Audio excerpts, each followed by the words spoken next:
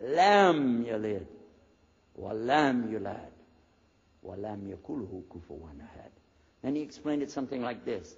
Say he is Allah, the unique, not like anything else. He's eternally sought after by his whole creation, but he doesn't need the creation. He's not the father of anything. He's not the son of anything. He's not like anything, and he is unique. Ahad. I said, boy, that's exactly what I already think, but I can't admit that. That sounds too easy. But plus in the Quran, Allah subhanahu wa ta'ala tells us to tell the Christians, don't say three. Here's a little point. I'm going to go out of the story for a minute to show you something. Nowhere in the Old Testament, the Torah, or the Zabur, the Psalms, or the Injil, which is the New Testament, nowhere in the Bible do you find the word Trinity. Not once. Not once is the word Trinity. But it's in the Quran. We have it in the Quran. It says, Thalath. Tell them not to say Trinity. Oh. But they don't have it, and Allah said, don't say it.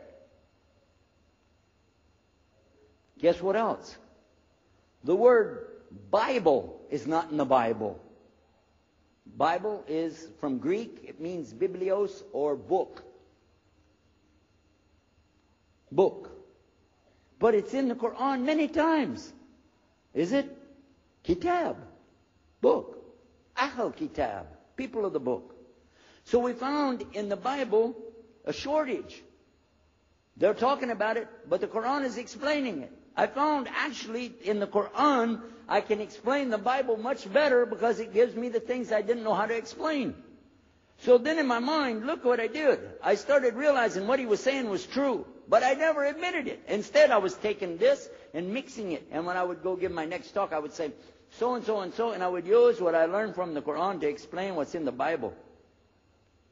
Some of the people liked it, but some of them didn't. Because when I began to talk about salvation being based on what? And the Bible tells you in there's no Savior except God. It says it real clear. Jesus is not your Savior, God is. When I found that, I said, okay, let me try another way to explain that. Each thing as I would learn it, I'm trying to change how I'm presenting the thing. It still doesn't dawn on me, I need to do something.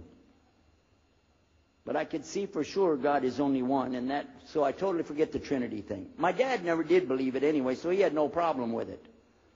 Now we come to some new thing. The priest asks the Muslim, can I go to your church with you? The mosque. He said, sure, come on. Well, he went, and they came back. So we took the priest aside. Come here, come here. What do they do? What do they do in there? Tell us, what do they do? Do they kill some animals, or what do they do in there? He said, no, they just stand there like this, and they pray, and they leave. I said, what? They pray and leave? I said, yeah. Okay, what kind of music do they have? He said they didn't have any music. No music? How in the world are you going to worship God without music, man? So I asked him, Muhammad, you guys don't have any music? He said, no.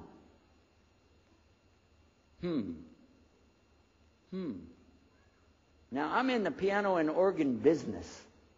I said, how many mosques are there in the world? He said, millions and millions and millions of them. I said, none of them have a piano. He said, no. Any of them have an organ? He said, no. Oh, man, I can get rich. Just introduce some music to these guys, put it in there, bound to be. I said, do the Arabs have any music? He said, oh, Arabs have music. I said, boy, I got it figured out, boy. I can see my next $1 million coming right straight up at me, So then the priest asked again another time, he wanted to go back to the masjid again. He went, this is middle of July, 1991.